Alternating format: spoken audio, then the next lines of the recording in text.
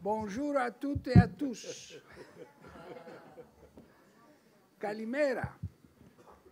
Ahlan musahlan.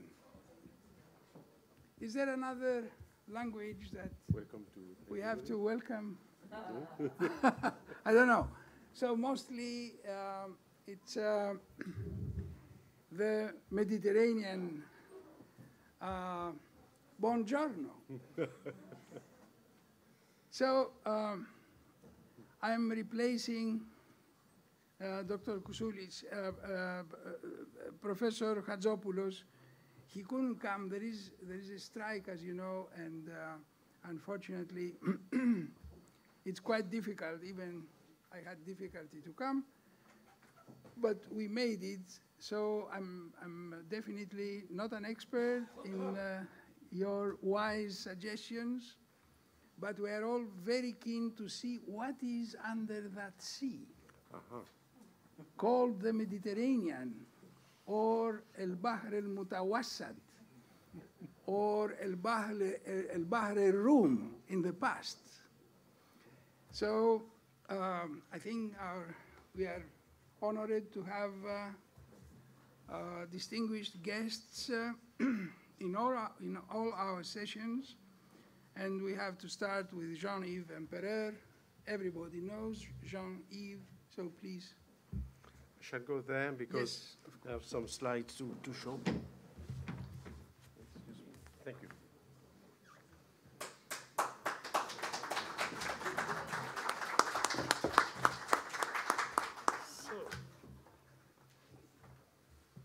C'est bien comme ça.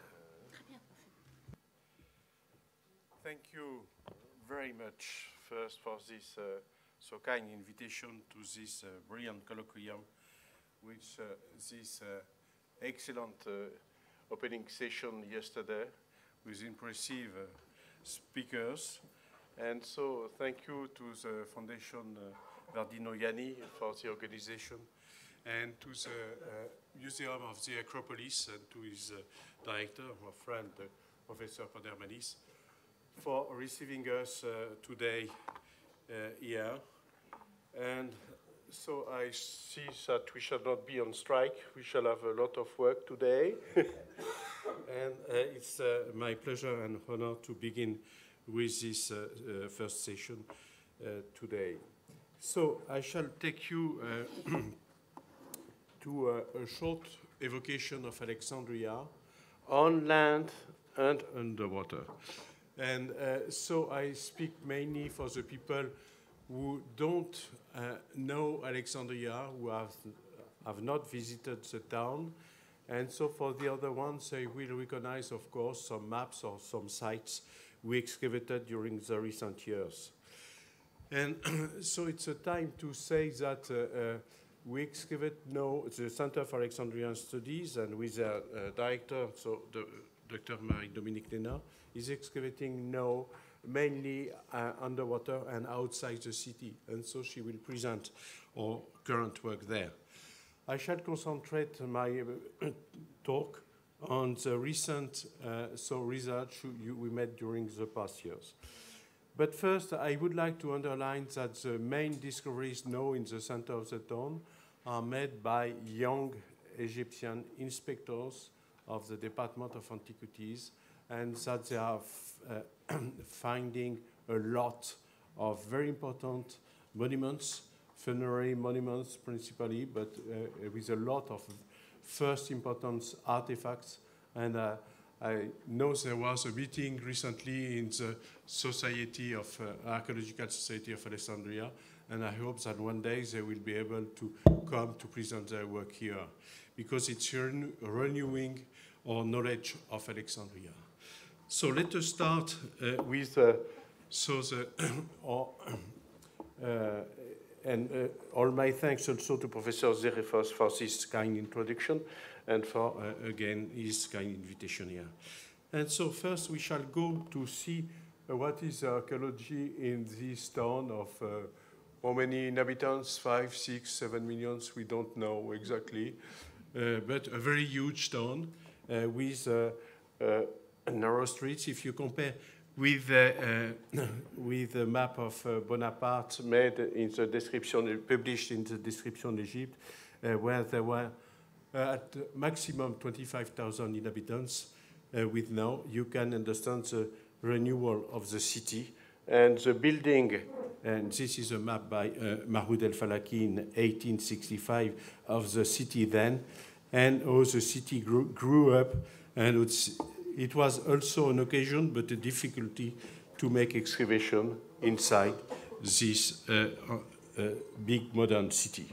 So this is a map of by Mahmoud el-Falaki, the famous one.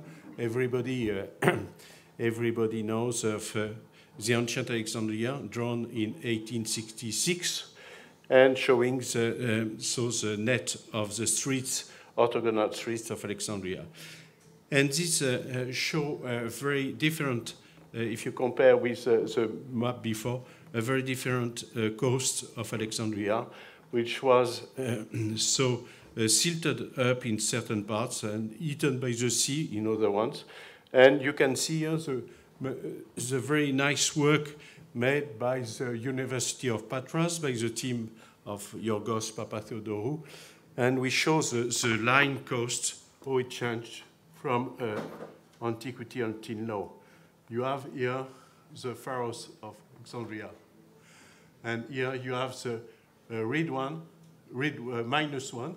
And here it's a red one on which the pharaohs was built on.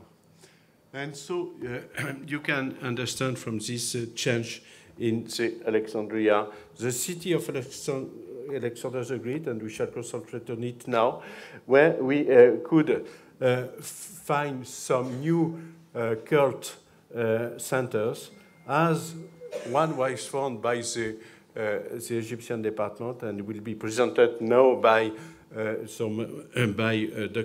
Mervat Seyfeldin, who was the director of the Greco-Roman Museum. And so a very important, and I shall show you only 2 or 3 slides about that, very important Egyptian cult of Bubastis, goddess Bubastis, with offers of small cats. And you have found there, Mervat, more than 400 cats, studying now and publishing them, and also some statues of children, of kids with cats in their arms, or some small children like this. And this is Egyptian authors are shown by the Greek authors shown by the Greek inscriptions, but who are the Egyptian goddess.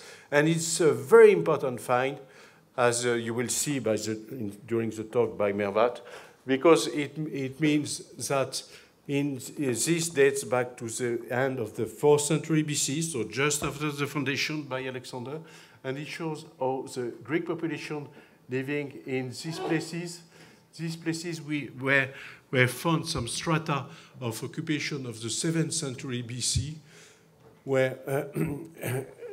were gathered during the foundation of Alexandria in 331 before Christ for the foundation of the new capital. And so we know a text by Cleomenes who says that the people of the merchants of Canopus were drawn up to Alexandria to make the new population of the city, to make the new population of the city. And we have here an excavation you will see during the Marie-Dominique Nena presentation. We are excavating now with strata of the 7th century BC. So it means that there was, during the very first age of Alexandria, a cult of an Egyptian goddess by Greeks installed in the Egyptian country for more than 2 or 3 centuries before the foundation of the town itself. So this realm is another period, because that's the name of the temple says.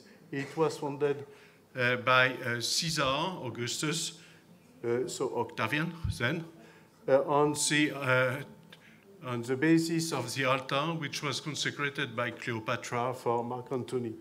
And there were standing, as you know, what was named the Cleopatra's Needles. There is one here standing up until the end of the 19th century, and another one here, which fell down during the medieval ages. They are now exported. There are one on the Thames, and the other one in Central Park in New York. But Mahmoud el-Falaki saw them, and we could calculate exactly the distance between the two obelisks, and to have the size of the Caesareum sanctuary, not only the temple, but you see the axis given by the two obelisks, and we excavated here these parcels, this piece of land, Garage Luxe, Aiguille de Cléopâtre, Cinema, Biardo, and so we could publish a first book on this, the first result, just published, so on the Caesareum, published in 1 month ago. And so we know it's a Caesareum site because we found many testimonies of that. Last statue of the emperor, you know, the Caesareum was presented the images of the emperors, and even an inscription saying that there was a priest who was in charge of cleaning the images of these emperors. So a third site I would like to speak quickly on is the Eleusinium. You know that in this site, in the surroundings of Alexandria, exactly here, Mahmoud el-Falaki draws on his map the ruins of another sanctuary, which was known in the 19th century. And so Lepsius went there during his trip to Egypt, and he published in the Denkmaler a drawing of two statues. One is in Marymount Museum, and the other one was in the Greek-Roman Museum, is now lying in Komel Shukafa site. The statues are showing probably Cleopatra VII and Mark Antony. And this statue was found almost complete during the mid-19th century and destroyed after. And it was re-excavated by Daninos at the end of the 19th century, proposed to the Louvre Museum, but finally, one of the head were bought by a Belgian rich industrial man, and so the other one by the Greco-Roman Museum. And so you see the two hands of belonging to the statue, and the group were reconstructed like this. And so we wanted to, with the director of the Marymount Museum, to check on the spot what was to be found here in Smua district now. But you know, as you know, it's full of new towers, new buildings, and we have the school garden here, and here one garage of the police, and so we could make trenches, and in fact we discover two colonnades, as you see here, two colonnades of granite columns, one here and one here, showing the poor rest, the poor remainings of this temple. But we have here, thanks to the pottery, which dates back to the 3rd century BC and ending on the 6th century AD, we have the rest of this huge temple, which was cited in the hymns by Callimachus in the 3rd century BC. Cult of Persephone in Komel Shukafa. So we revisited here in this area. Komel Shukafa, as you know, the very famous catacombs of the beginning of the 2nd century AD, and in the hall of Caracalla, as it's known, we found a place where there was very pale figures, and in fact, with ultraviolet light, what is to be done. And so these photographs dates back to 1996. It was photographed by on argentic negatives, but in 2012, the same photographer went with digital photographs, and this is the result now. You cannot see this, so you can see this by naked eye, this by ultraviolet, and this by the new technique. You can see the same scene with Persephone, Hades, and the horses on the chariot. The scenes you cannot see when you are in face of this wall. And all the walls of these tombs, and in fact 2 tombs, can be read like this, and it was, and even some colors can be detected. And so you can see the precision of the drawings of this late first, beginning of 2nd century AD representations of Athena, Persephone, sorry, with a calatos, Athena with a helmet, and Aphrodite here with Eros on her shoulder. And so this will be presented, is presented in a book by Mervat Seyfeldin again, and Professor Anne-Marie Guimier-Sorbet, who shall speak again about these scenes of Comil-Shugafa catacombs, and André Pell, the photographer, who found the way to make visible these invisible scenes of the cult of Persephone, Persephone, which is in relation, of course, with the Eleusinian sanctuary we have shown before. And at least we shall, if I have time here, yes, we shall see underwater what the more recent results about the lighthouse research. You know this, the site is here, the site underwater site of the lighthouse. You know these old pictures which were made 20 years ago. And then we began to decipher the hieroglyphs and also to draw all these pieces with a pencil, traditionally. But recent technologies made us to resume the work with another way. As you will see here, it's a picture of the site made from 77,000 pictures together in 3 dimensions. And you can have a complete and global view of the site, which is over 13,000 square meters. And if we can open a small first video, you will see the site from one view, and you will understand the importance of it. It's a very short 1-minute video, and which leads us to have another idea about the construction of the lighthouse itself. So, we don't need music, perhaps? Okay, thank you. So you can see a fragment of lintel of the door, and also the size, and these are blocks like this one, which are more than 40 tons of granite, fragment also of a door. And so all these pictures are made in 3D, and so we can take from them each piece and to try to reconstruct the lighthouse itself, as you will see from the next video, or statues even, as you will see at the end of these short images. You see the sandy bottom of the sea, which changes from one season to the other one due to the winds, and recovering some blocks, discovering other ones, with base of statues here. You will see one of them now.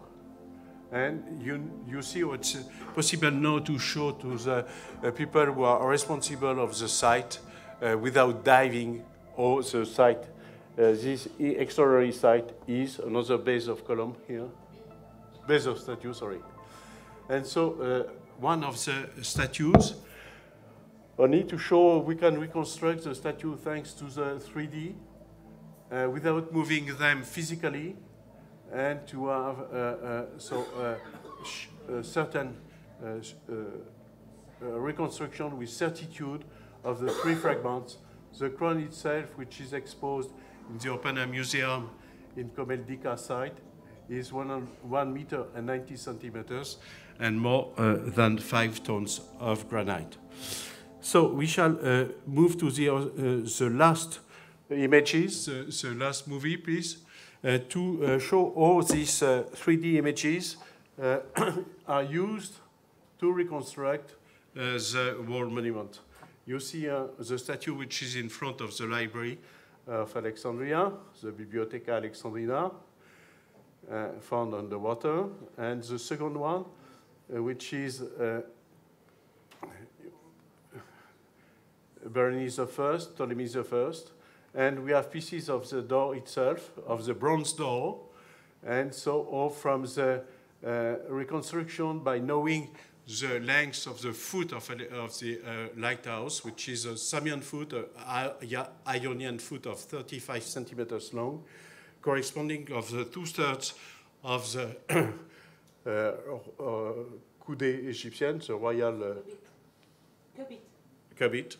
The plan of the lighthouse was able to be read by the Egyptians as well as the Greeks by measuring the different kind of stones, the granite by the Egyptians, marble or sandstone by the Greek ones.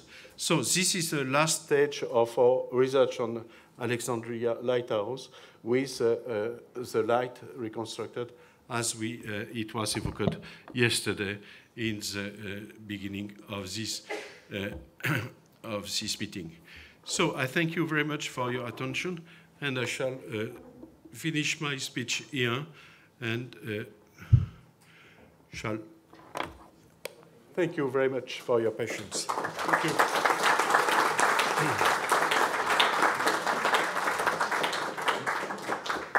Thank you very much. Particularly for being exactly at 20 minutes time.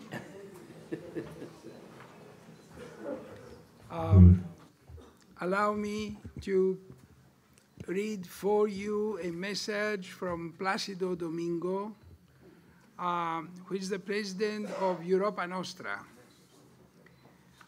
The message is sent by the secretary of Europa Nostra, Snežka Mihajlović.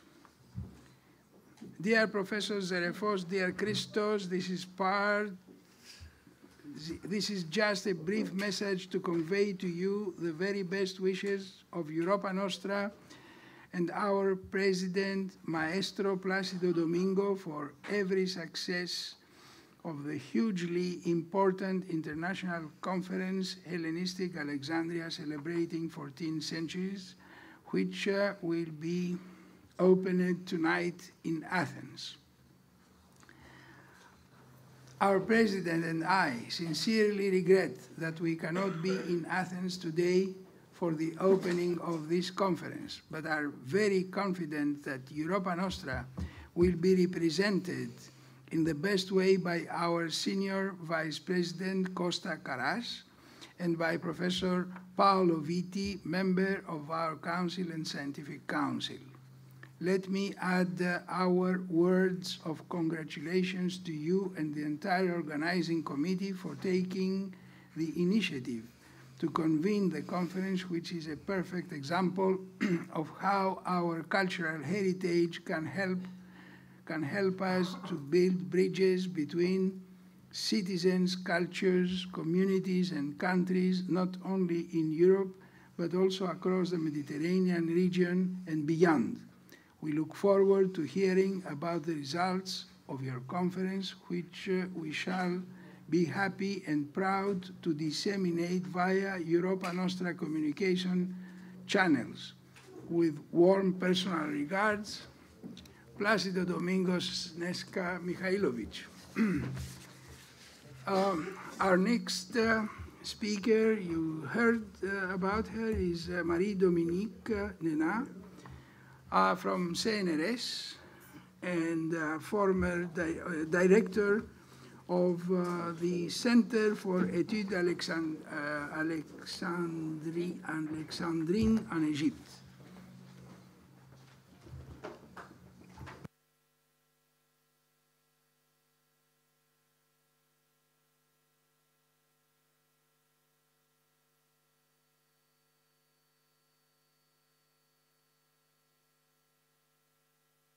and its territory on its 2,400 years now. The CEALEX has engaged since the beginning of the 2000s targeted excavation in the western part of the Cora of Alexandria. On Marea Peninsula, Academia site, Combe de la Carrière, the quarry combe if you want, and lastly on Combe. Some were or are programmed excavation, others were or are salvage excavation.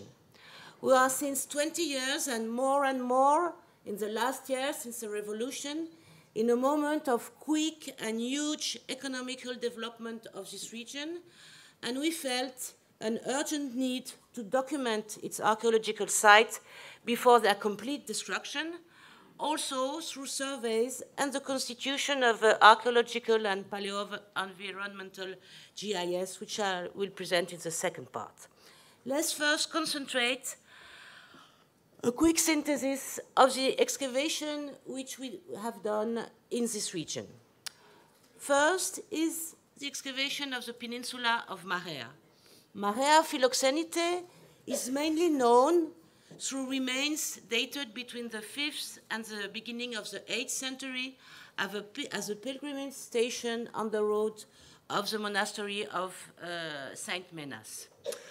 Between 2003 and 2012, the CEALEX conducted research on the peninsula located 100 meters northeast of the city. What was originally an island was accessible either by the lake with a jetty at the north end of the island, which allowed boats to dock, or by land, by a causeway built over the lake and connecting the island to the mainland south. The material unearthed in the excavation of the causeway is very homogeneous and allows us to date its construction to the 1st, 2nd century AD.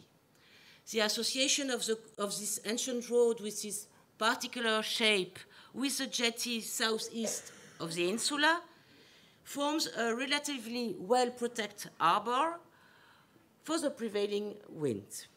The story of the island seems to be divided in roughly 3 phases. An early Hellenistic one, concentrated on the south of the island. Here you can see residential and workshop district, which was the surprise when it was discovered, because till then everybody was thinking Marea was mainly 5th to 8th century AD. A Roman one with a big building situated at the north that we have mapped but not excavated. I don't know if it's working. And 5th to 8th century one, contemporary with the pilgrimage on the mainland to Abu Minas.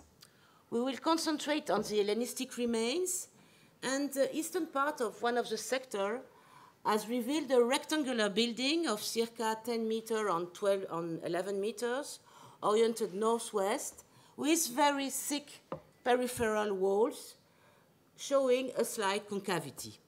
This building has 5 different spaces. From outside, if I knew how it's working. Arrow. Which arrow? This one? Yes, okay. So you can reach the building here through a paved road that leads you in a rectangular room, then here a small room, which we'll talk more, and here 2 spaces, which at this level were filled up. The rectangular room, as you see, was decorated with a painting imitating alabaster. And at the entrance here, on these 2 little small pillars that you can see, were probably placed those statues, which could be sphinx or lions. And with the material which was discovered in this whole lot, as you can see, incense burner in bronze, a very huge lamp, some amulets. We have the idea that the lower part of the building, at least, was connected with a ritual function. This building is probably a tower house with this very huge peripheral wall, more than 1, 2, 3 stories, as can be seen in the Nilotic mosaic of Palestrina, or as can be seen also in the models that we have in the Greco-Roman Museum. So it's a very important discovery. It's the first time that we have this model of houses with the foundation in limestone, as well as the first rows of the building, and the upper structure in mud brick walls. This is known in other places in the Delta, but it's the first time we find them in Alexandria and can correlate them to those documents we have from iconography.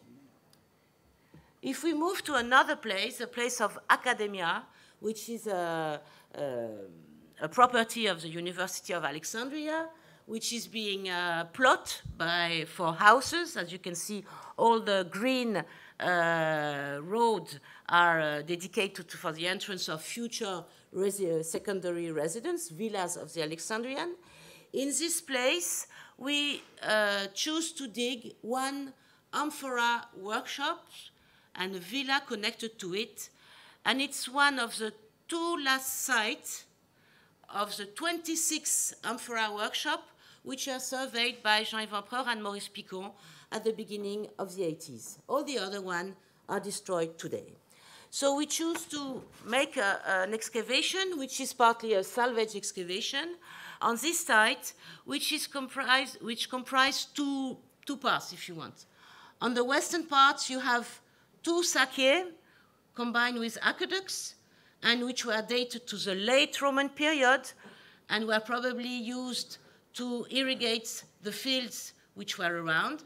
And then you have this eastern part, which is the ancient villa of the early empire, dated to the end of the 1st, beginning of the 2nd century AD.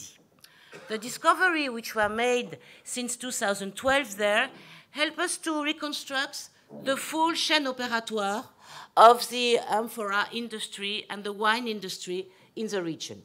As you can see up, you have the kneading pit, where the clay was mixed up with shells, some ashes, and some other burnt like stone to be then transformed in an amphora. And during the excavation, we could find the imprint of the potter wheel. Then those amphoras were fired in those enormous kilns, which are typical of Mareotis.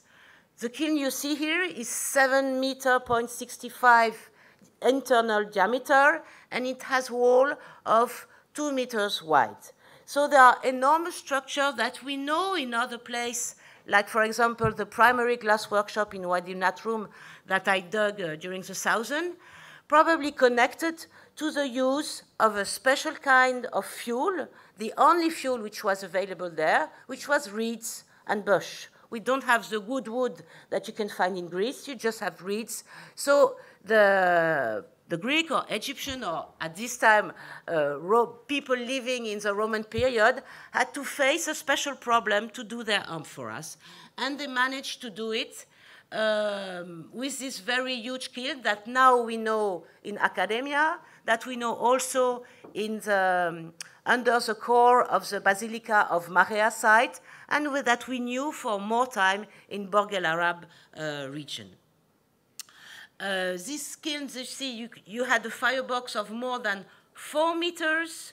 We could not dig it because there was the water table has risen up, but through cores, we could see that we had at least 8 moments of firing which were done in this kiln. 4 kilns like that were found in this spot. Interesting also and very original, we find this place which was made to make resine. Resina was made probably in Academia. We have the remains of the amphora from Gaza, from the Levant, if you want, filled up with resin, and the amphora were pitched inside, and then the wine was put in them. This kind of kiln, this kind of site is always connected in Mayotte region with huge combs, what we call combs, which are anthropic hills, which here, as you can see, are made only of stratas of amphora reject, of ashes, of brick from the forns. And you see that you have a huge stratigraphy, which was studied in detail by your colleagues digging there.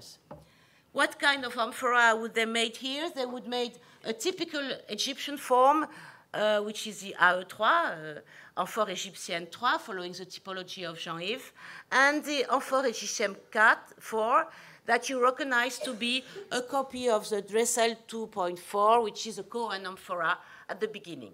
What was interesting also that was found in the upper strata of the comb, some stamps showing the name of a certain Apollonios with, as you can see, a problem. There is not 2 lambda, but just 1, so a mistake in the orthograph. And this Apollonios was maybe the producer at one moment of the person acting in this villa. So we are here, 1st, 2nd century. This site was then abandoned probably in the 3rd century, and the abandonment of all those sites which are along the shore, the southern shore of the Mayotte Lake, are very probably connected, as we could see it through excavation, but also through geomorphological coring, to the rise of the level of the lake. Then those places were reoccupied, but never with, let's say, human occupation like houses or craftsmen. Those places were on the southern shore of the lake, connected only with fields.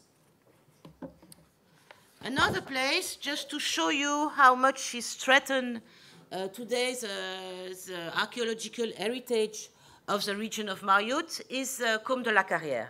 This site is known mainly through 2 things. The fact that here we have some quarry, which was considered by Professor Fakarani as maybe a model of the Kibotos Harbor of Alexandria. And next, you had this very huge comb, which was photographed, this photograph from Jean-Yves in the 1980s. This is today, which means here we have a pipeline, we have 6 systems of electricity, and we have also the filling up of the quarry by the Bedouin who is living next, who is having a big garden for fig tree, which is being topped. So this is a threat. So in 2015, we tried to answer to this threat, to document the site, and the documentation of the site goes through the topography of it, the pottery survey, some geomorphological coring, and also through the help of photogrammetry, we could make this very long stratigraphy of along the street to have all the different important moments of this site, which was existing from the 2nd century BC till the 7th century AD. This site was on a rocky promontory and was continuously occupied in opposition of the site like Academia, which were just on the shore of the lake.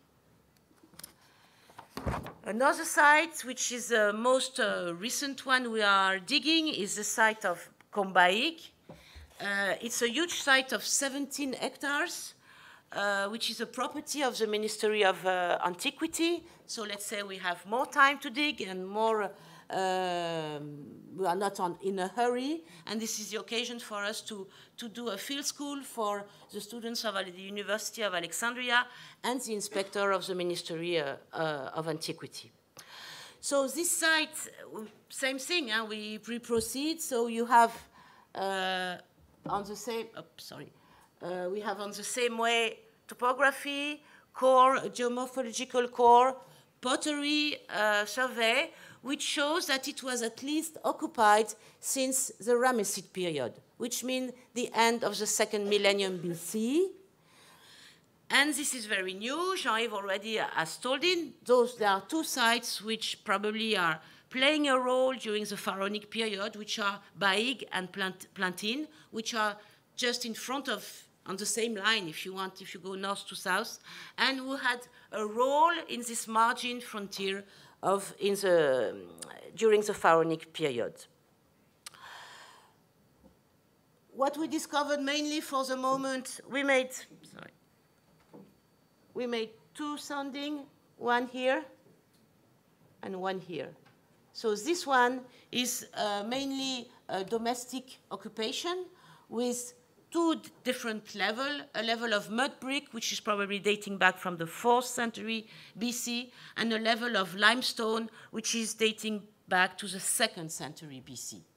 But the surprise was the discovery of these huge monumental blocks in course of recuperation, and also the discovery of this paved way, which is, as we can easily imagine, connected to a dromos, a processional way, which was leading to an Egyptian temple, which was located to the north of this place.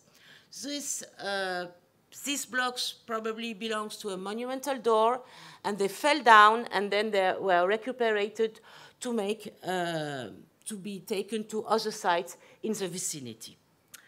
This is in course. Just 2 years we are digging there, but already the results are very important. This, don't have a lot of time more, okay? 2 minutes, okay. So just to say that all these excavations are put in a wider program that we developed between 2013 and 2016 with other labs, and that we are today going on this work with the Ministry of Antiquity in the idea of establishing an archaeological map of the Mareotid with a multidisciplinary approach combining paleoenvironmentalist, archaeologist, topographer, cartographer, and historian. So you see that you have two regions, the Mareotid of the well, where the water is mainly aquifer, and the Mareotid of the canals, where the water is coming from the canals and connected to the Nile. Just quickly, that you saw that the Lake Mariot has a long history, and that today it has lost 82% of its superficie since 1801. Okay? So the landscape has completely changed, and we have to take that into account. So it means that when we decided to do this GIS, we decided also to have a deepness in the term of cartography and to work on a selected zone corresponding to the Mareotid of the well and corresponding to the interface between the delta and the desert. Till today, we have recorded 139 sites, archaeological sites, and coring sites. We used description de l'Egypte map, which help us to map different things, as you can see up, the ruins, the indication of the tomb of the holy saint of the Muslim period, which are always very important when you are working in Egypt, because most of the time they hide an ancient occupation. Also the cistern and the wells. We used also this very important map of Mahmoud Bey el-Falaki, which help us to locate also different kinds of feathers. And also very important, this map of 1914, which is crystallizing the most ancient occupation of the time, which is very precise, and help us by the same way to locate the different important ancient structure, which has the combs, those anthropic hills, the karms, which in Arabic means vineyards, which indicate to us that the main occupation and the main agriculture in the region was connected to wine, what we knew already, but which has left its own mark in the landscape. And we used also some spot satellite image, which help us to connect this ancient map with the today moment. Just a quick to end, and I will speak another time for the rest. What is the use of this GIS? is the fact that if we take a site like Tabiet Zoweya, which is known through excavation of the Ministry of Antiquity in the 90s, we can if we look for its place, we can put them in the satellite image. This is the site. It's mainly a late Roman site with a big bath, and next to it is a villa of the early Roman period. This site, if we look in the documentation we have, we cannot see it in this Corona 1968 satellite image. We cannot see it in 1940. We cannot see it in 1930. It begins to appear in 1914 map, and it's very present in the Mahmoud Falaki map, connected with this ruin appelée La Ville ou Al-Medina. And if you see that it's a huge site, we just had a small portion of it, and if we replace it on the 2-day satellite image, we can design it, and we can also make some perspective to see what are the potential plots to be excavated in the future when they'll be liberated, if we want to have a bigger image of this agricultural estate. So this is what this map is trying to do, to document the site, to make some perspective in the future that it would be a help for the Ministry of Antiquity to make its diagnostic when a plot is destined to be built. Just quickly, that we are working on those maps which are chronological map from the different periods. And also to tell you that, Alexandria is very important, but its Hora is also very important. And they are living at the same rhythm, at the same level. I mean, if Alexandria is in big shape in the 3rd century, she is already profiting from the Hora and from the countryside around. When the level of the city goes down, the Hora itself is abandoned as desertic. So today we are faced with a big challenge, is to record those ancient sites before they are demolished, because Mariotid is, as it was in the Hellenistic period, pioneer front. When the Ptolemies come, they wanted to have an agricultural land to exploit. Okay, they did it, they managed it, and they had a lot of success. And today we have with the same kind of pioneer front from the government of Egypt, because Marius is not far from Alexandria, and Alexandria has got to grow. Anyway, we have to find a way, together in collaboration with the Ministry of Antiquity, to at least document the site and to salvage the one which are the more important. Thank you.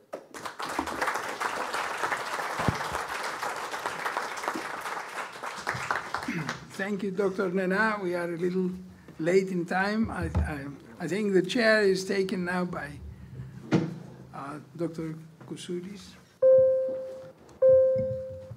Good morning from me as well. I would like to welcome you to this very important meeting, and to thank Professor Zerefors for this kind invitation to preside over this morning session. I have to admit that my profession is in Pharaonic Egypt, so I will learn a lot from all these lectures today. And I'm more than happy and honored to invite Mr. Harry Jalas, founder and president of the Hellenic Institute for Ancient and Medieval Alexandrian Studies, to give us a very useful and very important general survey of his work in underwater Alexandria excavations. Καλημέρα σας. It's a very special privilege and honor to present the work of the Greek mission in Alexandria in front of an audience with so many specialized scholars on the history, the archaeology, and other disciplines related to ancient Alexandria.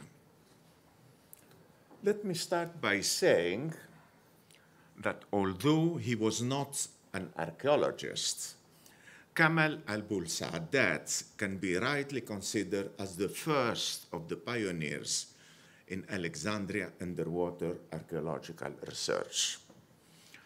From 1960, when he started his dives with a snorkeling mask, until 1984, the year of his tragic death at Abu Qir, he did attentively scrutinize the submerged antiquities inside and outside the eastern port of Alexandria, neighboring the royal quarters and the pharos.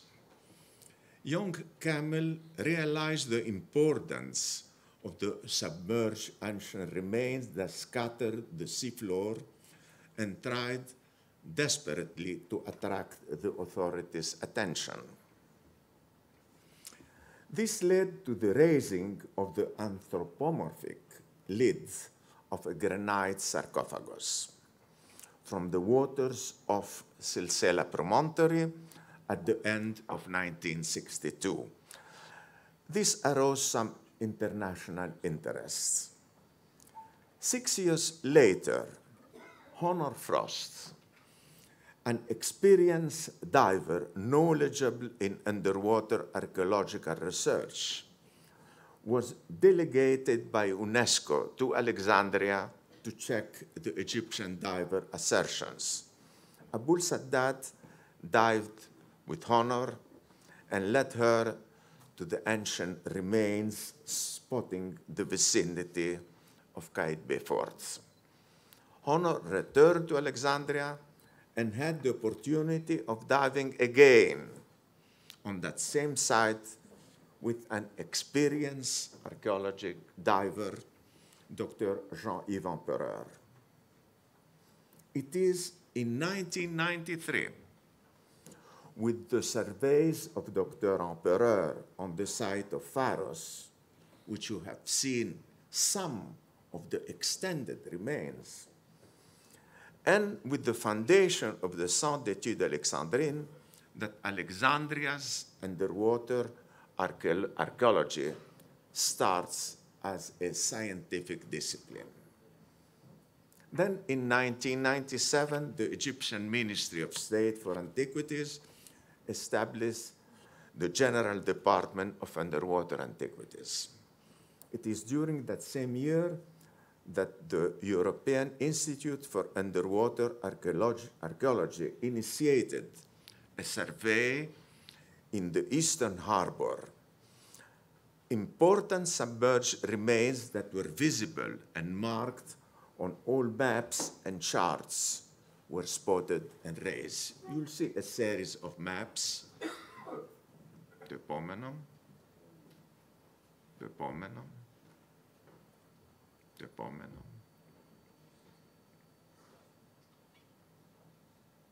Più opera. In 1998, the Greek mission conducted its first underwater campaign, following a concession granted a year earlier to the Hellenic Institute of Ancient and Medieval Alexandrian Studies for the survey of the eastern littoral of Alexandria. I don't have, anyway. Is George Nomikos here? Okay, George, please. Well, George is my right hand, at least I can say that. He's our chief diver, our deputy leader, and with Irini Chrysocheri form really the nucleus of our team.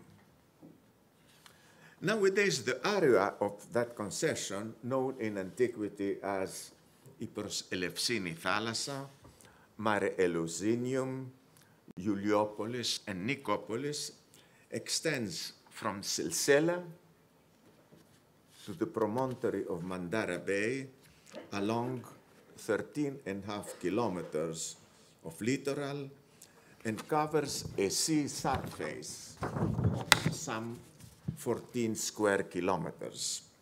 As expected in the vicinity of two important harbors, remains of maritime activities scatter the seafloor, But due to the rise of the Mediterranean sea level and the subsidence of the coast, there are also a wide variety of submerged ancient remains ranging from paved surfaces, foundations of large structures, architectural elements, some colossal, necropolises, stone quarries, and fisheries.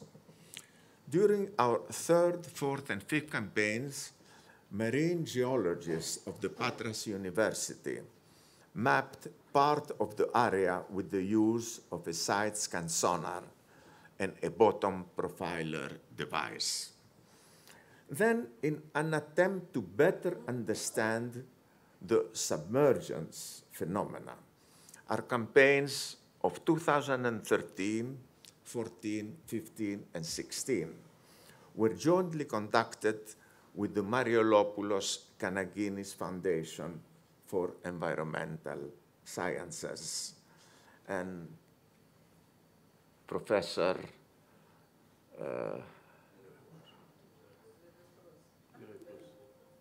okay, I'm getting lapses. As well as Dr. Repapis and Nikki are very close to us, trying to help us to understand that submergence. I will attempt to briefly describe in less than 20 minutes those 20 years of uninterrupted work, starting from the westernmost point and moving eastwards. This area has been divided into 8 subsites, bearing the today's names of suburbs where they are located and a reef. At today's submerged Shadby 1, once stood Akralochias that formed the eastern boundaries of the eastern port, the Megas Limin, the Portus Magnum, the Mina El Sharqi of today, which was part of the royal quarters. According to ancient sources, a small temple dedicated to Isis Leochas, the mausoleum built by Cleopatra, and a palace stood on that headland.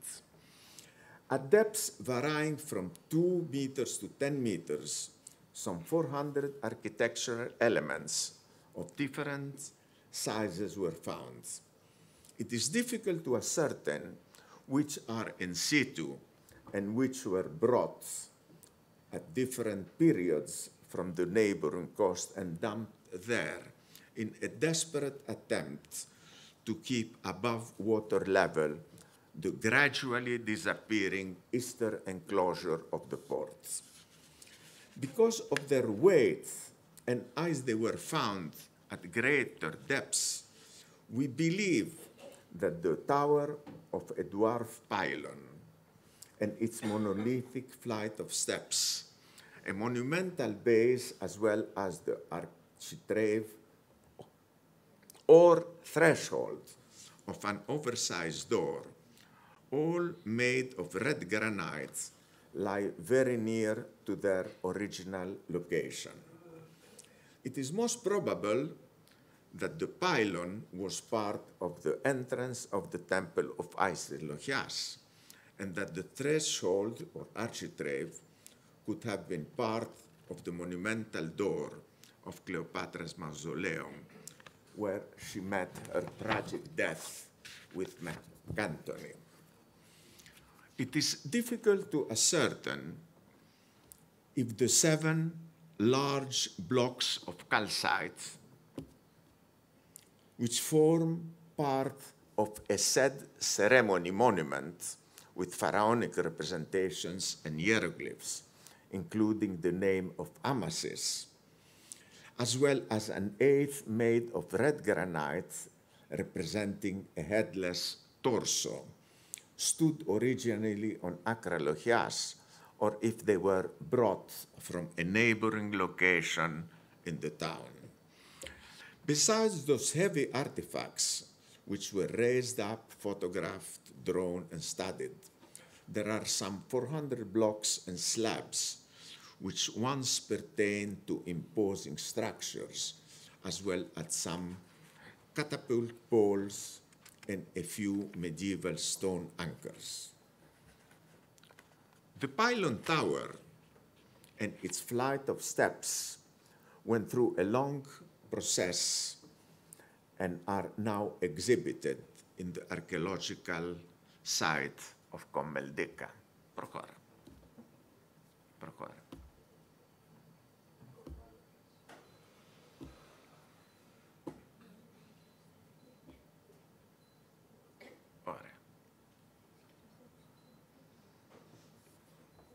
At Shadbi too, we have traced a variety of submerged ancient remains, most foundations of buildings, paved areas, some architectural elements, as well as a few stone anchors. The fact that in early Christian times there was a large complex of building that included the assumed martyrium of Evangelist Mark is attested by two proto-Christian capitals. I mean, the maps we see, one is from the Codex Urbinate of 1472, and that one is, that's the Codex Urbinate, and that's the Simanca plan. They both show the location of the martyrium of St. Mark. So, besides the two proto-Christian capitals, there are some columnella, as well as a most interesting sigma table made of red granites. That's a sigma table. Two trenches were opened on the sandy beach west of the casino of Shadbi, and a large quantity of pottery sherds were found, all dating to early Byzantine period. There is an extended reef at Ibrahimiyya 3 at a depth of 12 meters and at approximately 500 meters from the shore. The lead components of a large composite anchor dating from Hellenistic times, that's the one, as well as some 70 stone anchors resulting from fishing activities in Islamic times were found entangled in cavities of the reef. 50 were raised, conserved, drawn, photographed, and studied.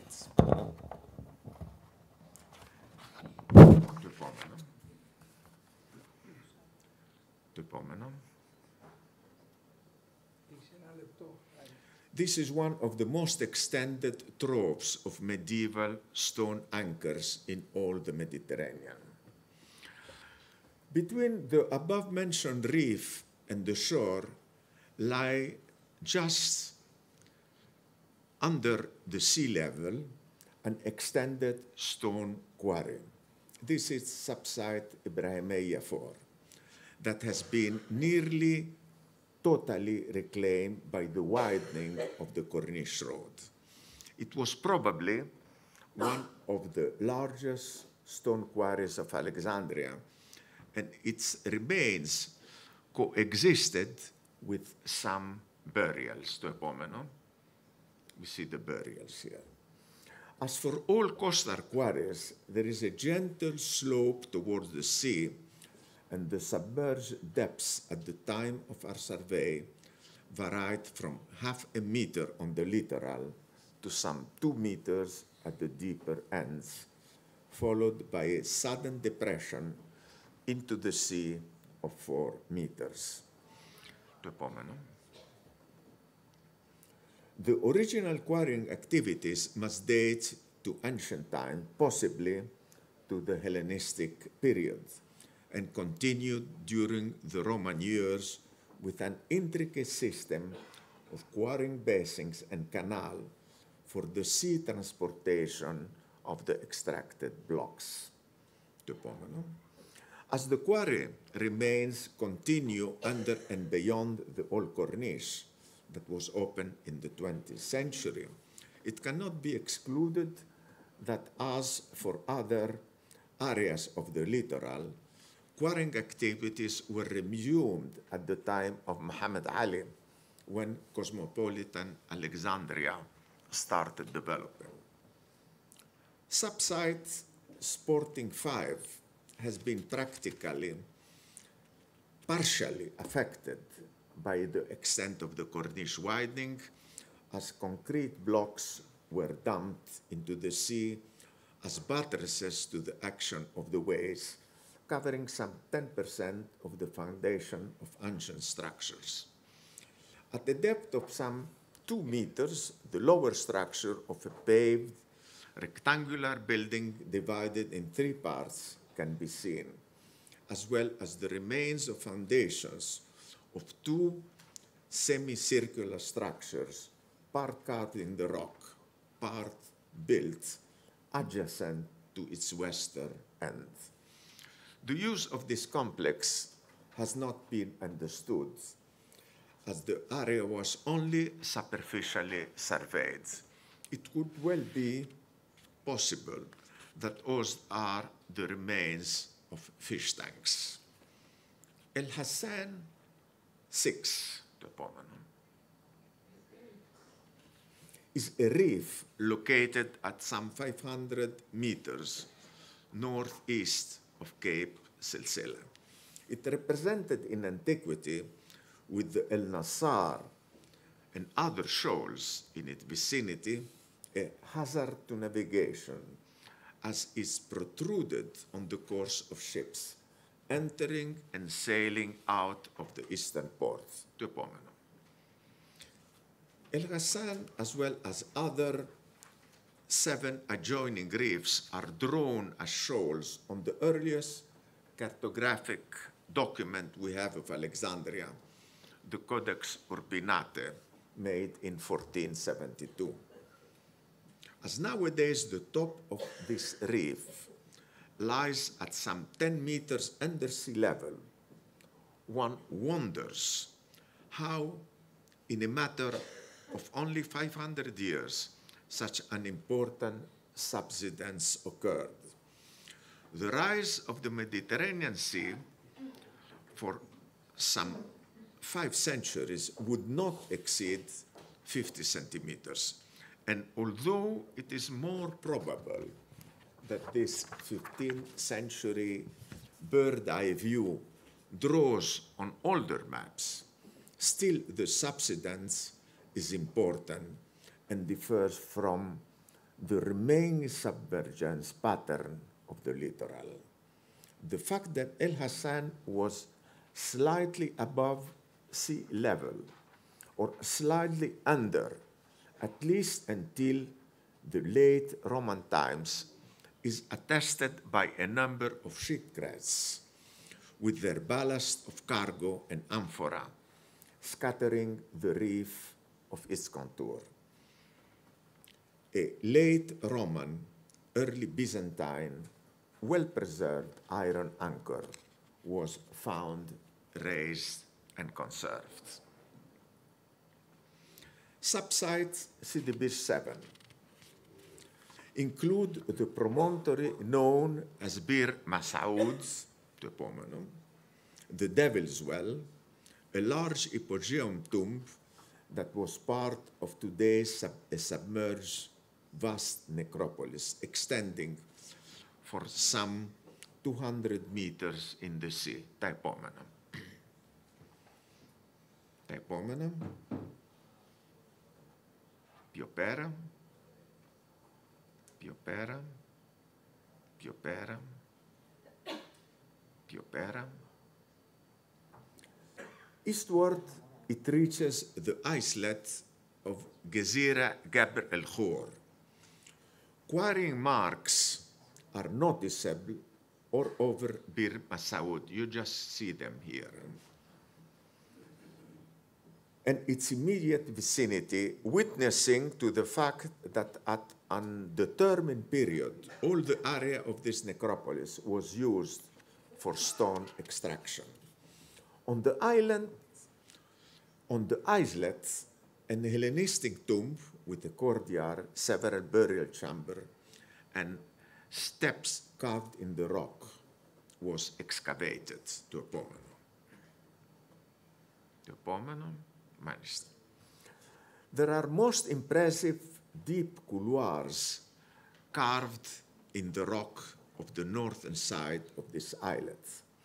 And what is certainly, το επόμενο, a fish tank is visible at its eastern end.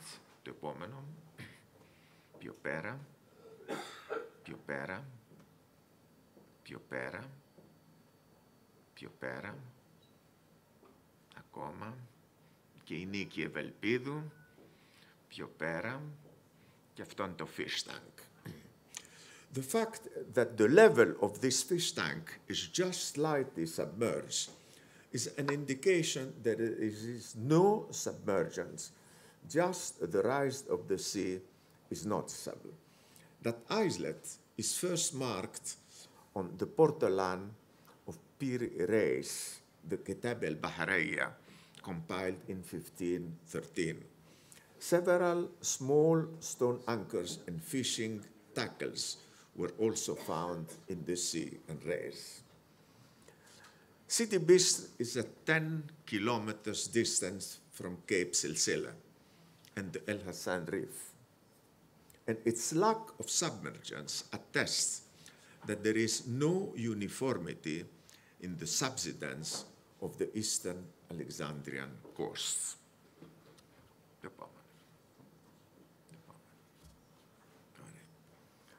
The last subsite, Mandara 8, adjacent to Montaza Promontory, which was known in antiquity as Lesser Taposiris, has been dramatically affected by the dropping of large concrete blocks and has not been surveyed. I will conclude, by presenting for the first time a brief survey conducted during our 18th campaign of November 2008 on the site of a modern warship that probably sank in the late 18th or early 19th century at a distance of 2,900 meters off the coast of San Stefano suburb.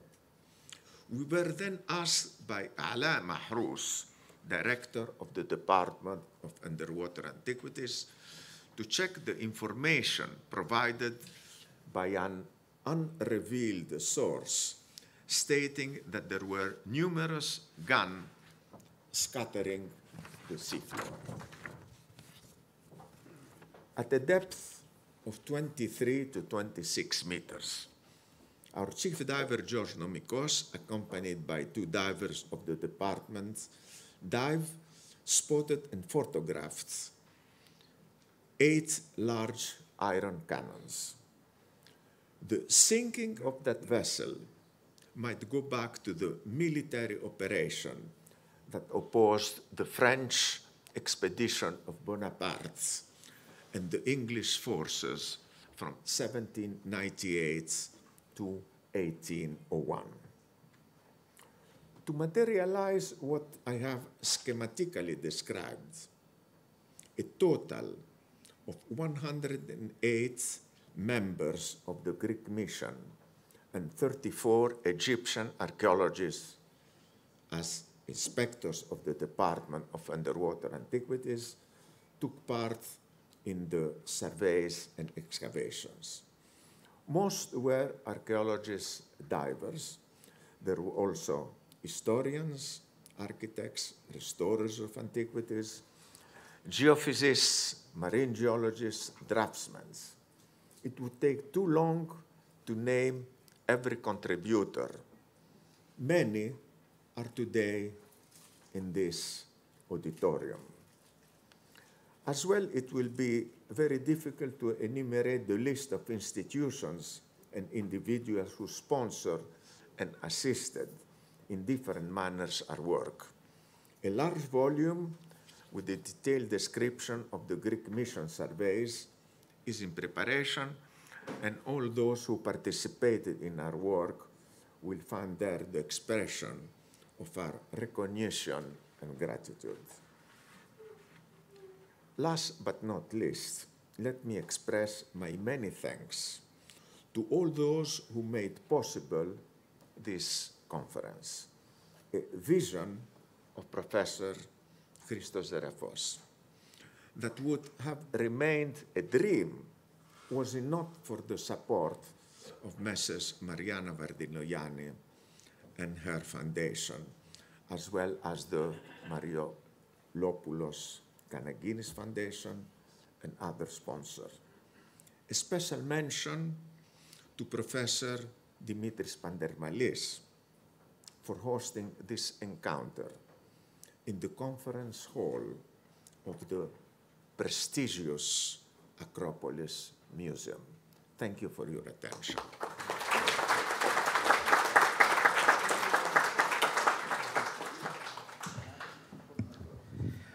Thank you, Mr. Jalas. Our next speaker is Professor Emad Khalil of Maritime Archaeology from Alexandria University, and will speak about the Navy of Ptolemaic Alexandria.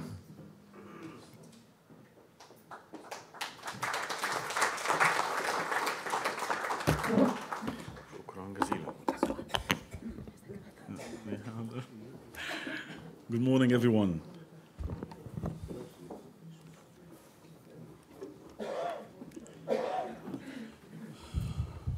Well, it's a pleasure to be here, first of all, and to see so many familiar faces. And thank for the organizers of the event and for inviting me to be a part of this magnificent conference. And this presentation will be looking at the Egyptian naval forces, this distribution and formation during the early Ptolemaic period. And it's most likely that it's going to raise questions more than it will provide answers. So don't be hopeful for a lot of answers in this presentation. It is evident that after the death of Alexander the Great in 223 BC, and his kingdom was soon divided among his commanders, and it took the form of several competing and conflicting states. However, the relationship between the Hellenistic kingdoms was quite dynamic, which resulted in constant changes in the extent and limits of those kingdoms during the first 3 decades. The Ptolemies has occasional conflicts with their neighbors all the time, competing over territories. And especially one of the main concerns were the Levantine coast. So accordingly, the eastern borders of the Ptolemaic kingdom was in sense changing all the time during this conflict. And one of the main reasons the conflict took part along the Levantine coast was competing over accessibility to shipbuilding timbers, which were scarce in Egypt, as we know. During the early time of Ptolemy II, Philadelphus, the Ptolemaic kingdom reached its greatest extent, extending west as far as Bernike or Beni Ghazi in Libya now, and extending north as far as Byblos or Jbeil in Lebanon. Also, the Ptolemies were controlling several islands, including Cyprus and a number of islands in the Mediterranean, the Eastern Mediterranean. And in order to manage and control this extensive region, the Ptolemies created one of the largest fleets known in antiquity. From the 1st century AD, we have Appian of Alexandria speaking about the navy of the Ptolemies.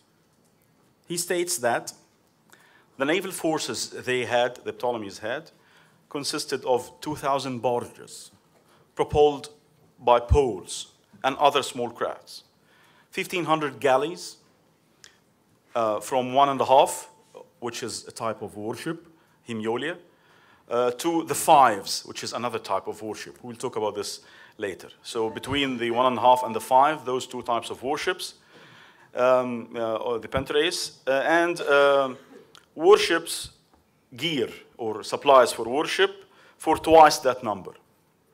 Also, the Ptolemies had 800 cabin boats or cabin ships, thalamigoi, gilded on stem and rams, on board which the kings themselves went to naval combats.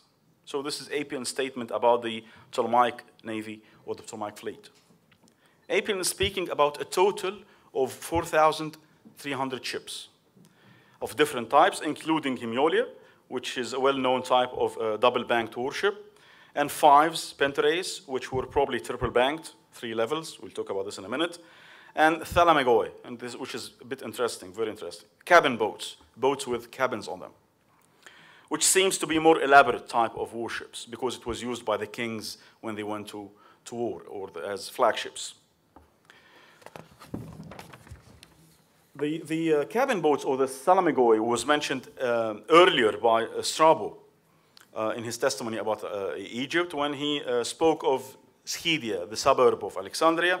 And he states that in Skydia, there is a station or a harbor for vessels with cabins, ton Thalamago employon, which carry the governors when they visit Upper Egypt. So there was a base or a naval base in Skydia, specially dedicated to this type of warships or the Thalamagoi. It is certain then that warships in the Ptolemaic fleet and even later on, they were functioning on both the sea and the Nile. So they had both stations or harbors for warships on the Nile as well as on the Mediterranean Sea. Probably the most detailed description ever we have of the Ptolemaic fleet comes from Athenaeus of Naucratis. He speaks of the fleet of King Ptolemy II, which was greater in number than all other fleets of that time. This is Athenaeus' statement, and Athenaeus clearly states that he is listing the largest types of ships in that fleet, not all the types. So it's clear from his statement that he's talking about the largest types rather than the entire fleet. So he says that Ptolemy II fleet consisted of 2 30s. So 2 ships, this is the quantity, and 30s is the type of the ship. 2 30s, and 120, 4 13s, 2 12s, 14 11s, 39s, 36 7s, 5 6s, 17 5s, and from the 4s all the way down to the half-bank triremes or the trimiolia, he had twice as many as all these together.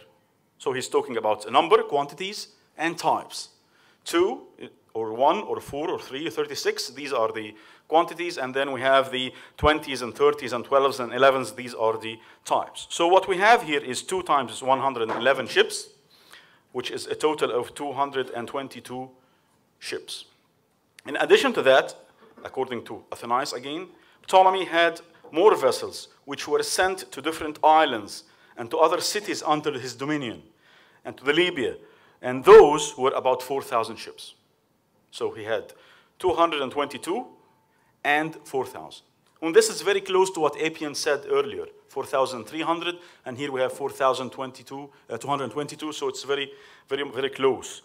However, Appian was not very clear about the types of the ships, but here it is very detailed, how many ships of what type. However, we are definitely talking about a fleet of more than 4,000 warships. The majority of which, however, were not stationed in Egypt, but were stationed elsewhere, in the Mediterranean, in territories under the control of the Ptolemies. But the Egyptian fleet based in Egypt was much lesser and was not more than 300 ships to the most.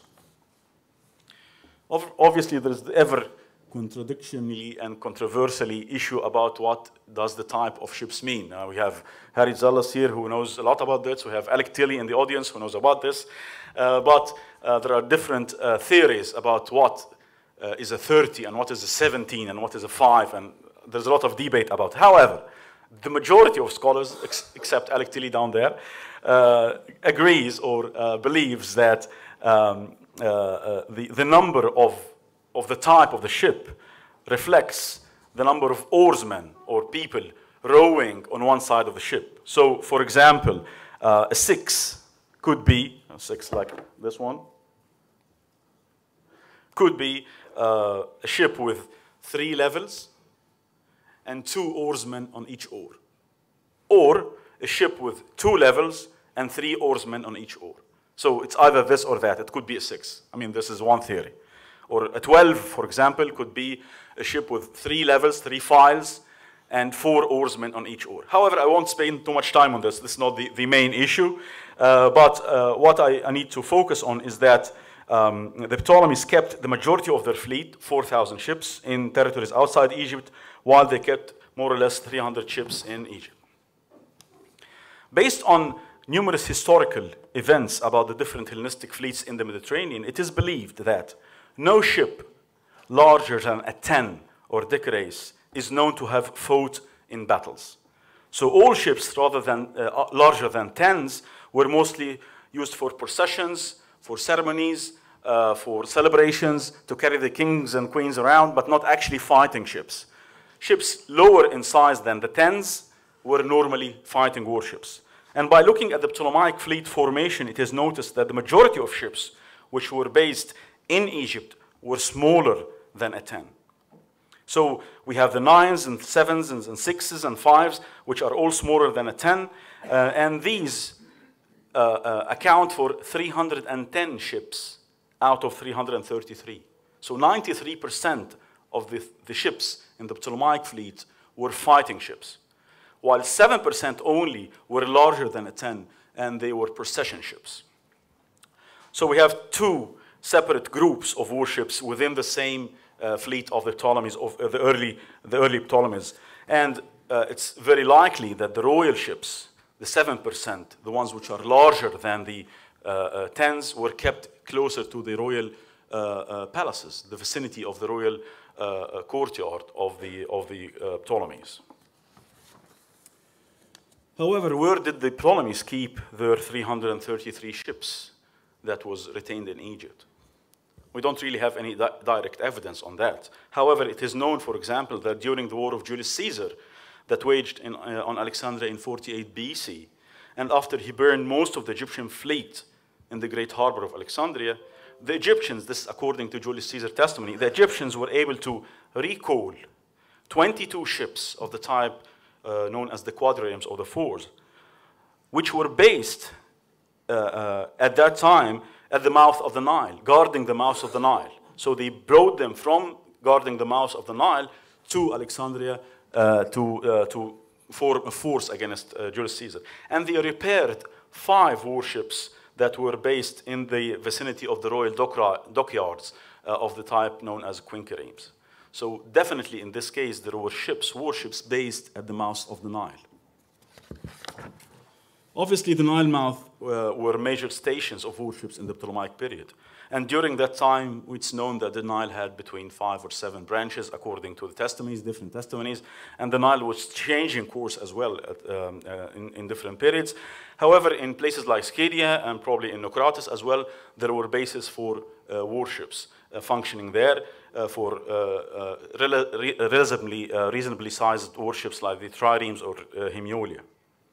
Yet, the larger and heavier ships must have been kept in the main harbor of Alexandria. How many warships was the harbor of Alexandria able to accommodate at that time? The underwater surveys that were carried out by the European Institute of Underwater Archaeology since the mid-1990s revealed a wealth of evidence on the formation of the submerged coastline and submerged harbor structure of Alexandria.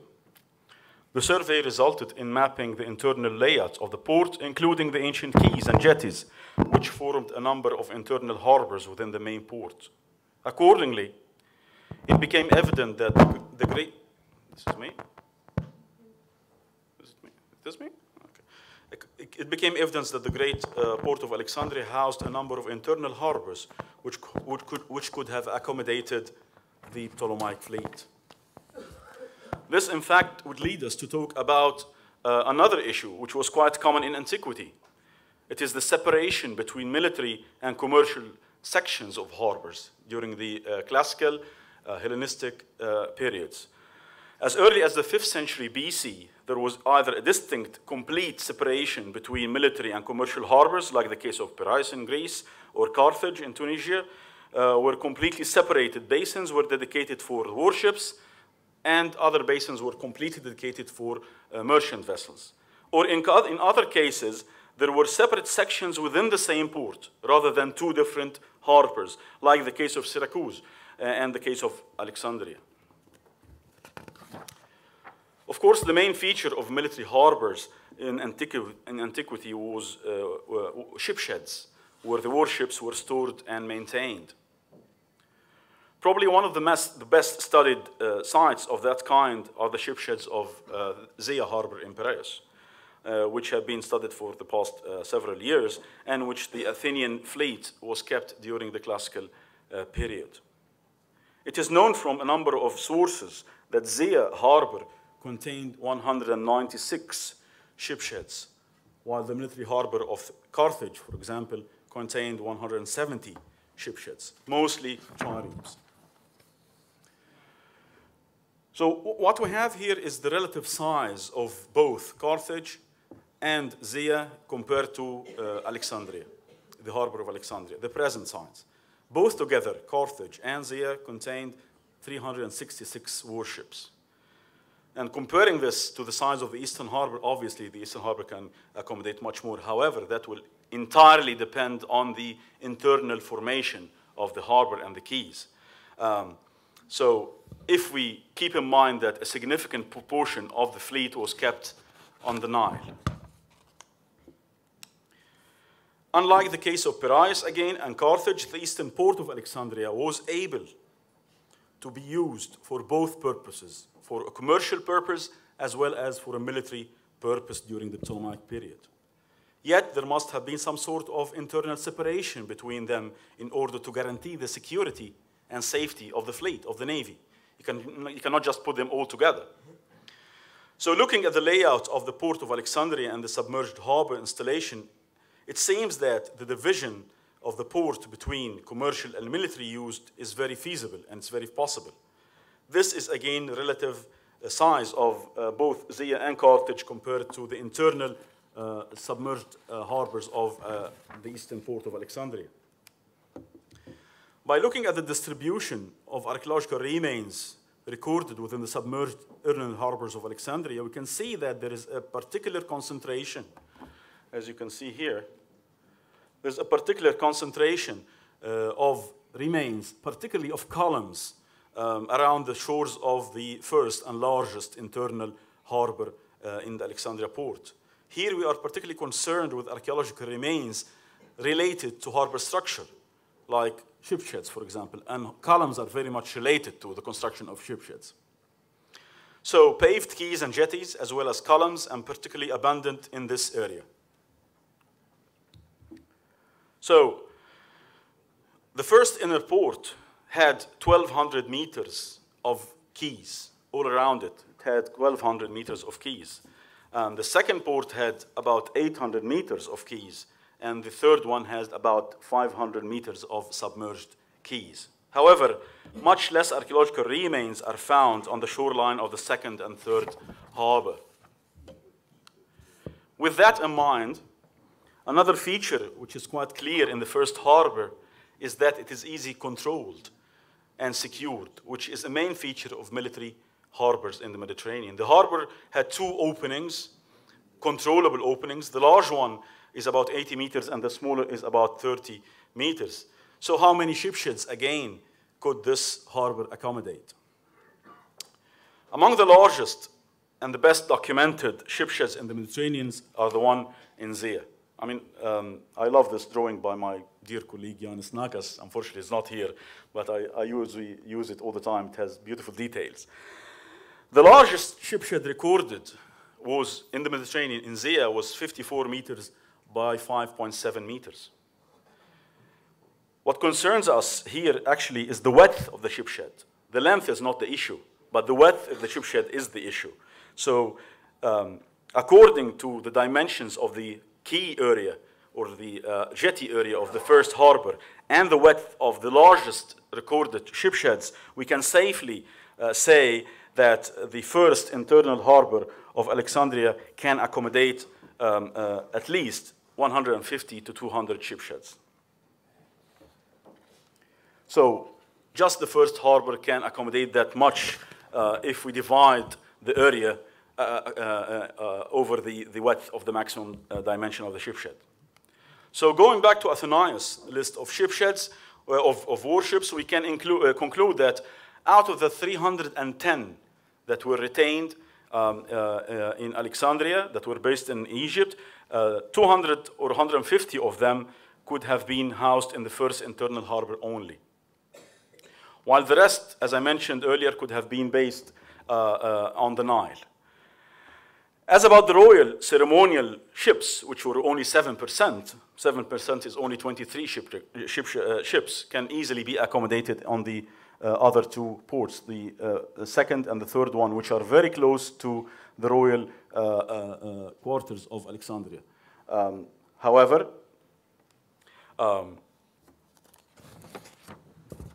the fourth internal harbor, this one here, which is this one there. The fourth internal harbor, which was located at the southern shore of the Pharos Island next to the Hipta Stadium, could have been used exclusively for trade or for merchant vessels. And this is, again, a separation, an internal separation between the military use and the commercial use. This was also facilitated with the link between the eastern and western harbors of Alexandria through the opening of the Hipta Stadium, which allowed the movement of merchant vessels between the two harbors. And from the western harbor and through the canal system, boats were able to move into the Nile system, either through smaller vessels or through merchant vessels that can actually go into the Nile. So from here, as you can see, merchant vessels can go into the other side of the harbor, down the canal system, all the way to the Nile, and this was probably dedicated to the commercial use.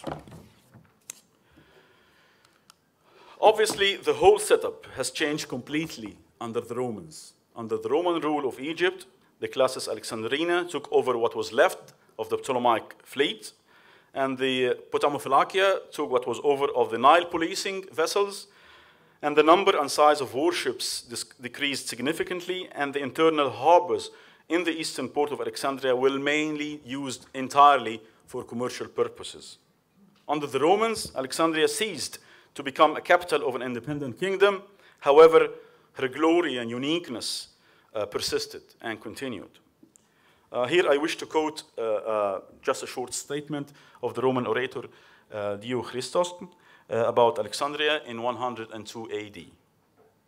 He says that, speaking to the people of Alexandria, and he says that not only have you the monopoly of the shipping of the entire Mediterranean, by the reason of the beauty of your harbors, the magnitude of your fleet, and the abundance and marketing of the products of every land, but also the outer waters that lie beyond are in your grasp, for Alexandria is situated, as it were, at the crossroads of the whole world. Thank you.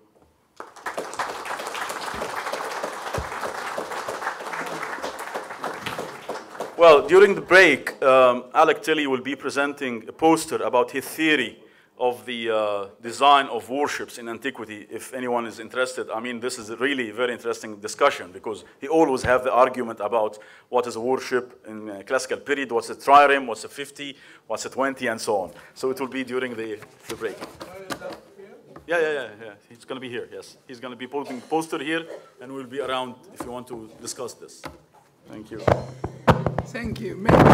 Maybe we have time for 2 questions, no more, because we are late. So, are there any questions, please, to the speakers?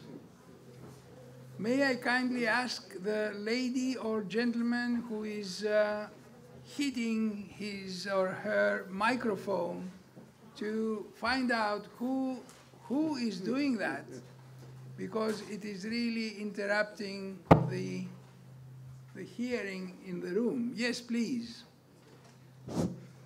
Thank you, first of all, for the interesting talks. I would like to ask Professor Khalil regarding the Ptolemaic fleet.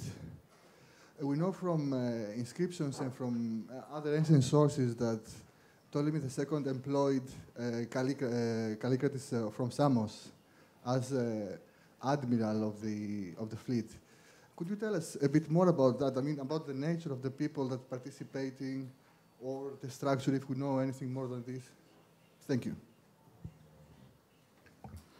Well, generally speaking, about either the Ptolemaic fleet or any fleet, you have to differentiate between two things.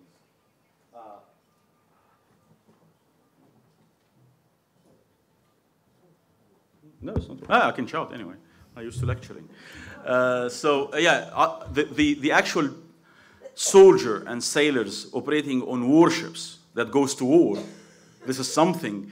And admirals who are managing the fleet is something else. It's completely different. And in this case, it was an admiral to manage the fleet rather than to operate, physically to operate the warships. And this is completely different. From the trial of the Olympias, we have Zallas here. And when they were doing the rowing trials, they used, university students, rowing clubs, and so on. And these could not ever give the same results as oarsmen who were actually born and trained to be oarsmen. So managing the fleet is something, and operating it's a completely different thing. And mostly you would rely on locals to operate the fleet. But you can definitely import, a manager to direct the Navy. So these are two different aspects, if I may say. Thank you, Dr. Khalil. Last question. Thank you very much. There is a question. Yes, please. Only one question to Dr. Khalil. For the commercial harbor, did you correspond it with the topographical map of Alexandria? Because we know that the Empyrean is located there. It's corresponded with the Empyrean, or it's a little bit far away? The Empyrean was located on land, on the terrestrial side. And there is something which I'm very sensitive about when we speak about the topography of Alexandria. Because many people, many scholars will speak about the topography of Hellenistic Alexandria as if it was yesterday. And they omit the fact that Alexandria was occupied by the Romans for a much longer period that it was occupied by the Ptolemies. And that the entire structure and the entire use of the harbor changed completely during the Roman period, completely. There was no need for royal harbors anymore. There was no need for a military fleet anymore.